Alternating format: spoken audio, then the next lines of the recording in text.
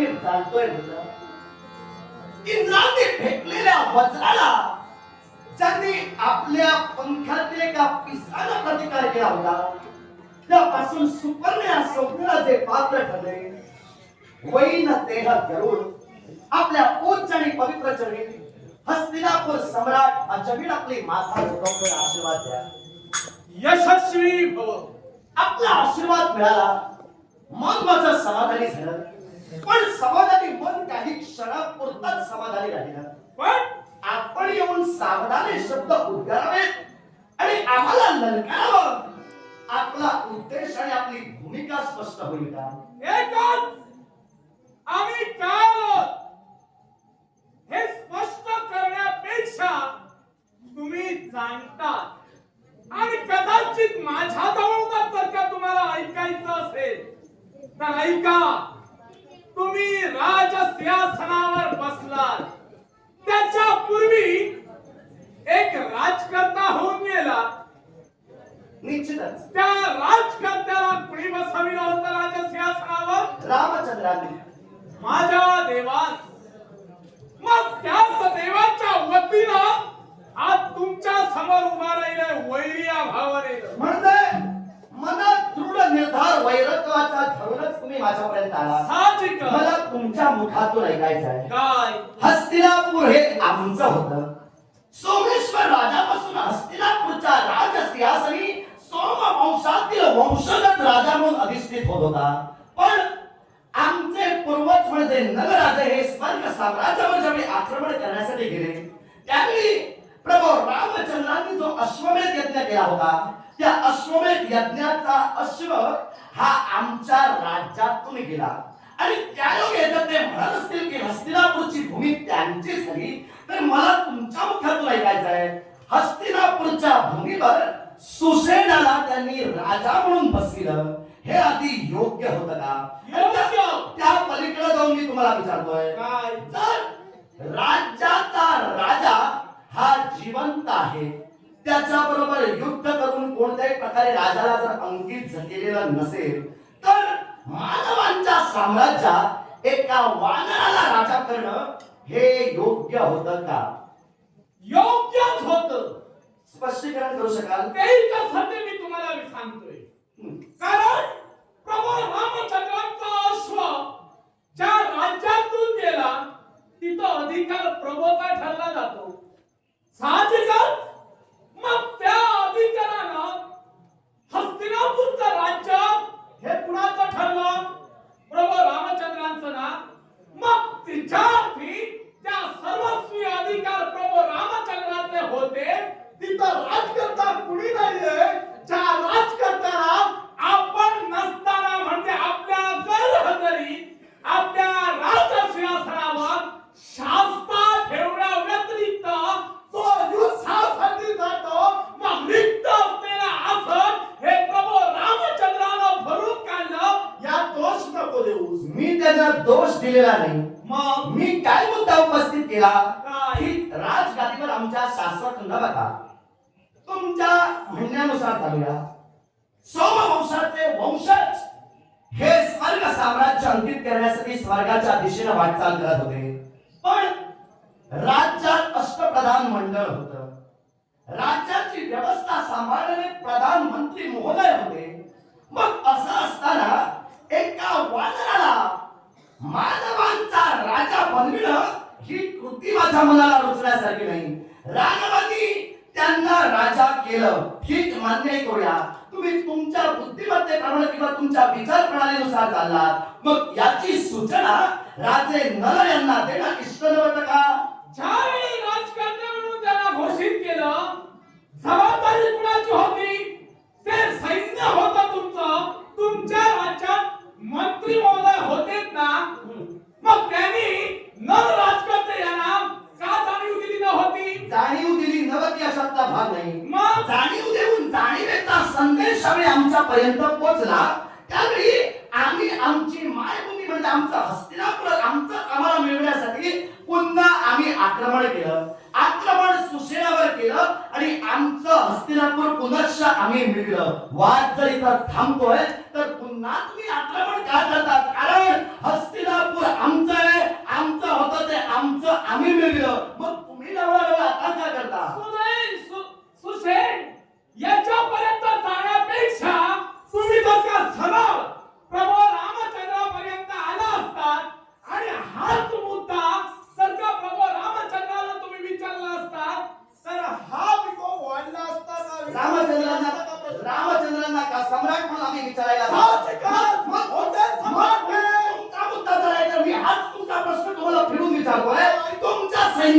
सुद्धा उड्डाण करून निमिषाच्या काही भागात आपल्या स्थानापर्यंत पोहोचणारे योद्धे आहेत ना? बरोबर. मग त्यातलाच एक योद्धा जर आमच्यापर्यंत आला असता आणि त्याने मला सांगितलं असतं तर आम्ही तुमच्या बरोबर युद्ध केलं असतं. जर हरवलं असतात तर आमचं राज्य आम्ही तुम्हाला दिलं असतं. गरज होती आम्हाला. आम्हाला सुद्धा गरज नव्हती. तुमचा राज्य कसा सांभाळावा याची गरज तुम्हाला होती. ऐका. नियुक्त करून ठेवला पाहिजे होता. राज्य सांभाळण्याची गरज होती म्हणूनच आमचं राज्य मिळवण्यासाठी आम्ही पुन्हा आक्रमण केलं. तुम्ही मुद्दा काय म्हणलात? तुम्ही थेट रामचंद्रांना जाऊन सांगायला होतं. जर म्हणताय की धनराजांपर्यंत याची वार्ता देणं याची तुम्हाला गरज नव्हती तर आम्हाला सुद्धा गरज नव्हती रामचंद्रांना सांगायची. आमची मायभूमी आमचं हस्तिनापूर आम्ही पुन्हा मिळविलं. अर्थात आता तुम्ही जे येताय मागावून याची आम्हाला कल्पना होती तेव्हा तुमच्या सम्राटापर्यंत येऊन सांगण्याची गरज नाही. आणि काय हो तुम्हाला आणि काय हो काय झालं? तुम्ही आता जे काही मला शिरात आणून सांगताय त्याचप्रमाणे आवेश घेऊन आलो. कारण देवाबद्दल माझा स्वाभिमान, देवाबद्दल माझा मला अभिमान आहे. त्या कारणास्तव तुमच्या समोर मी इथं आलोय. अभिमान सतेज ठेवाच. शब्दाची उंची हवी तेवढी वाढवा पण आवाज हा माझ्या स्वराबरोबरच तुम्ही ठेवून का ठेवा. म्हणून? याला कारण आहे. का म्हणून? जसे तुम्ही वैरी म्हणून माझ्या डोळ्यासमोर उभे राहिला. बरोबर. मी तुम्हाला वैरी म्हटलं नाही, मी तुम्हाला नमस्कार केला पण तुम्ही थेट वैरत्व जोडला. कदाचित सामंजस्यानं तुम्ही देव घटक असल्या कारणानं वाद सामंजस्यानं मिटलाही असता पण तुम्ही ज्या पद्धतीने बोलताय त्या पद्धतीने आता मी तुम्हाला सांगतोय. म्हणून म्हटलं शब्दांची उंची हवी तेवढी वाढवा पण आवाजाची जास्त वाढवू नका. नाही, शब्दांची वाढल्यावर आपोआप आवाजाची वाढते. कशी काय? साहजिक तेवढं आहे ना. काय आहे? तेवढं आहे वजन आमचं. तेवढं आमचं अस्तित्व आहे. तुझं वजन शब्दात टाकव, आवाजात मला नको दाखवू. नाही दाखवायचं आहे म्हणून तर उभा आहे. तुम्ही आज माझ्यावर बोट दाखविता तेवढं का? एवढं का बोट का दाखविता ते सांगा. ऐका.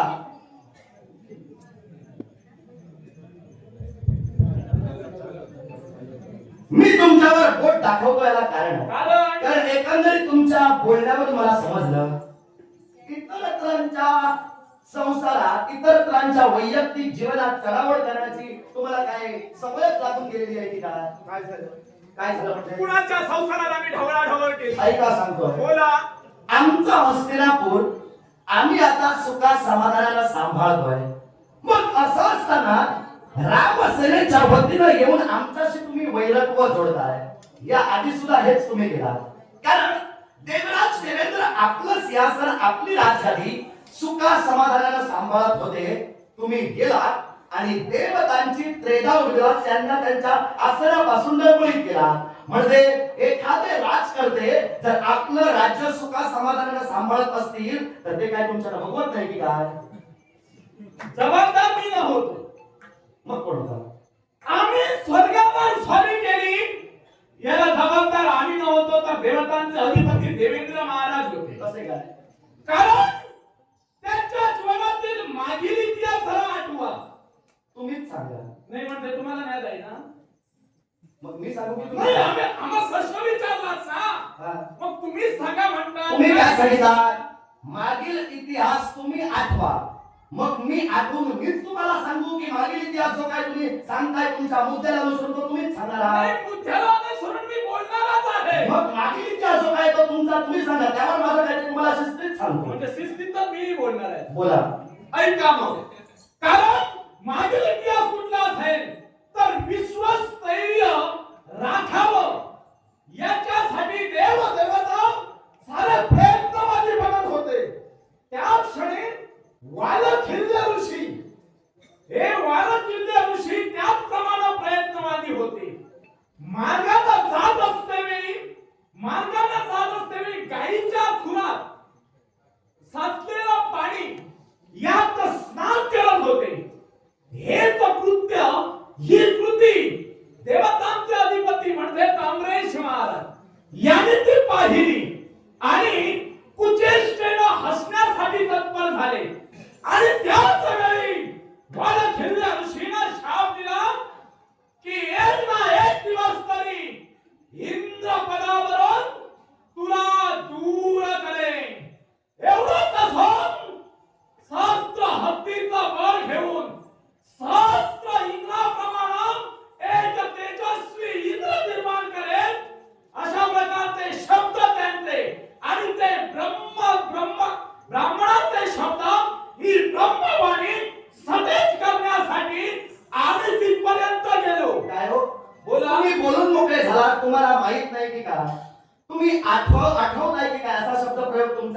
आत्ता येऊन गेला होता.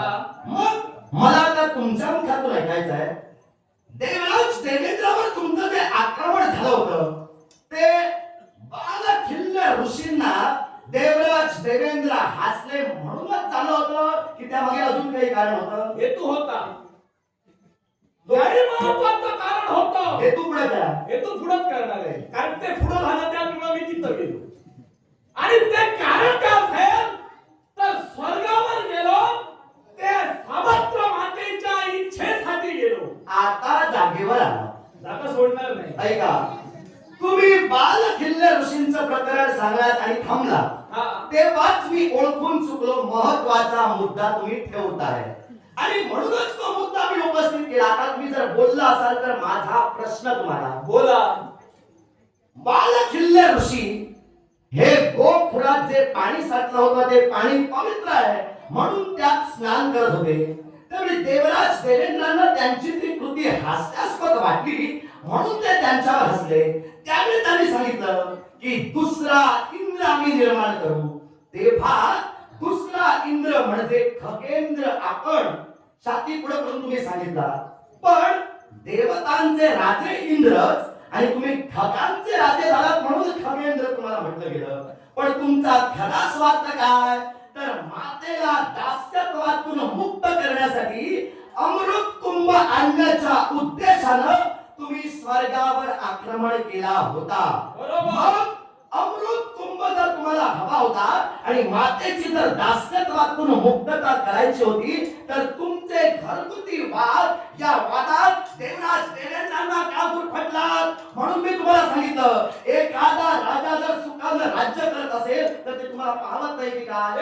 त्या निमित्त ठरलं गेलं. बालखिल्य ऋषीच्या मुखाने निघाले शब्द सत्य झाले. आणि दुसरी गोष्ट म्हणजे माझ्या आईला दास्यत्वातून मुक्तता प्राप्त करून द्यावी, याच्यासाठी आम्हाला सगळ्या समाजावर धावा लागला. बालखिल्य ऋषींना सांगू नका, मातेला दास्यत्वातून मुक्त करण्यासाठी केला हे विधान घेऊन चला. दोन्ही विधानात सत्यच आहे. खोटं काही नाही एवढं लक्षात ठेवा पण तुम्ही. महत्वाचा मुद्दा तुमचा अमृत कुंभाचा आहे, तो घेऊन चला. अमृत कुंभाचाही महत्वाचा नाही, तेवढाच बालखिल्य ऋषींचा पण महत्वाचा आहे. मग मग तुमच्या इच्छेप्रमाणे तुम्ही म्हणतात अमृत कुंभ, मग मला सांगा हो, मी स्वतःच्या इच्छेने तिथपर्यंत गेलो होतो का? ते आता तुमचं तुम्हाला माहित, तुमचे घरगुती वाद आहे. म्हणजे तुम्ही बोलतात फक्त घरगुती वाद म्हणून, पण वाद कशामुळे निर्माण झाला ते तरी पाहा. ऐका, पहा म्हणजे काय, आम्ही काय असेच बोलतोय की काय? ऐका, वाद कशामुळे झाला तर तुमची माता म्हणजे कद्रू, सर्पांची माता कद्रू आणि तुमची माता भिन्नता बरोबर. यांच्यात पैस लागली होती की अश्व, सूर्य रथाचा अश्व हा कोणत्या रंगाचा आहे.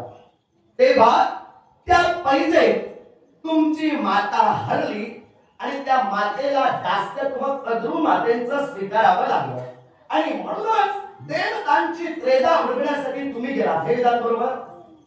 योग्य.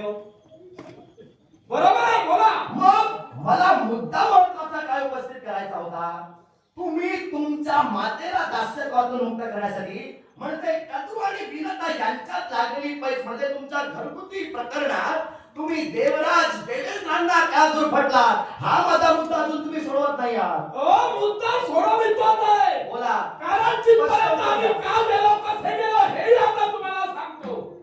मला तुम्ही आता सांगायची पैस लागली होती, ती पैस सत्यात उतरण्याची ज्यावेळी वेळ निर्माण झाली, ती पैस असत्यानं जिंकली गेली की सत्यानं जिंकली गेली हो? पैस सत्यानं जिंकली गेली की असत्यानं जिंकली गेली? आता वास्तविक हा तुमच्या घरातला वाद आहे, पण तुम्ही मला जर प्रश्न विचारत असाल तर माझ्या हिशोबानुसार किंवा माझ्या बुद्धिमत्तेनुसार पैस तशी असत्यानं जिंकली जात होती. असत्यानं जिंकली जात होती, बरोबर ना? कारण ती पैस कुठली असेल तर उच्च श्रवा घोडा, सूर्याचा उच्च श्रवा घोडा, याचा रंग कुठला होता हो? मला विचारताय. तुम्हाला प्रश्न केलाय कुठला होता? दुधाळ रंगाचा होता अश्व. बरोबर ना? मग ती पैस लागली गेली होती. माझ्या मातेला सांगितलं, म्हणजे मी माझ्या मातेला सांगितलं की होता तो पांढऱ्या शुभ्र रंगाचा होता. आणि कद्रुमात्याला काय सांगितलं साहेब तर काळ्या निळ्या वर्णीय रंगाचा होता म्हणून त्याने स्वतःच्या पुत्राला आज्ञा केली की त्याला पुच्छाला जाऊन चावा धरून बसा आणि त्याच क्षणी माझी माता त्या कारणास्तव दुसऱ्या दिवशी पैज हरली गेली आणि अधर्माची साथ कद्रुमातेला घेतली त्या कारणास्तव माझ्या मातेला न्याय मिळवून द्यावा याच्यासाठी मी स्वर्गावर गेलो. मग ज्याठी तुमच्या मातेला न्याय देण्यासाठी तुम्ही स्वर्गावर आक्रमण केला म्हणजे देवराज देवेंद्र आपलं राज्य सुकट ज्या पद्धतीने चालत होते विश्वस्तरीयचं म्हणे तुम्ही म्हणून मोकळे झालात. मग विश्वाचे उद्योजक विश्वाचे स्थैर्य करते या विश्वाच्या स्थैर्य करत्यावर मात करून स्वतःचं अस्तित्व प्रस्थापित करत विश्वस्तरीय पुन्हा तुम्ही नाकारलातच ना. म्हणून मला सांगायचं आहे आता माझं राज्य हे हस्तिनापूरचं मी सुखानं सांभाळतोय तुम्ही मागत राहा. हो याची चिंता तुम्हाला कधी भासणार नाही आम्ही माघारी जाणारच नाही आहोत कारण चिंता इथं निर्माण झाली आहे एकंदरीत न्याय मिळवून देणार आहोत न पेक्षा तो पहिल्या रात्र आमच्या समोर राहिलाय त्या पहिल्याला समोर पराक्रम करण्याचा शक्ती बदलत नसाल तर माझं हस्तिनापूर आमचे पराक्रम स्वतःच्या नजरेसमोर ठेवा आणि ते पराक्रम कुठले असतील त्याची जाणीव तुम्हाला करून देतोय. राजकर्ते नरराजा यांचा नृसिंह राजकर्ते यांच्या समान संघर्ष चालू झाला. त्या संघर्षात एक दिवस राजकर्ते नरराजा यांचा पुत्र नदो यानं स्वतःच्या पित्याची आज्ञा घेतली आणि स्वर्ग साम्राज्यावर स्वारी करण्यासाठी गेला आणि त्या क्षणी तुमच्या साऱ्या सैन्याला वाचविण्यासाठी हा खगेंद्र तत्पर झालाय. साऱ्या राजराजेश्वराला स्वतःच्या विस्तीर्ण पंखात घेऊन जात असतेवेळी कुंभकर्ण खाली निसटला गेला आणि नृसिंह राजकर्ते यांच्या सैन्यावर पडला गेला. नृसिंह राजकर्ते यांचं कैकशा प्रकारचं सैन्य मारलं गेलं. विजय मिळाला तो राजकर्ते यांना. मग मला एक सांगा राजकर्ते यांना जर का माझं अस्तित्व माहिती आहे मग तेच अस्तित्व तुम्ही का मान्य करत नाही आहात? तुमचंच वक्तव्य आता एका शब्दात मला सांगा तुम्ही जर आमच्या सैन्याला याआधी सहकार्य केलात मग आता तर तुम्ही आमच्या विरोधात उभे आहात त्यावेळी जे सहाय्य केलात त्या सहकार्याची अपेक्षा पुन्हा बाळगतोय का काय सहकार्य तुम्ही सहकार्य मागितलं त्याच अपेक्षा जर का प्रभू रामचंद्रांना सहकार्य मागितलं तर सांगा पहिले भावांना निर्माण होणार नाही का? तुम्ही रामचंद्रांना सहकार्य करत असाल खुशाल करा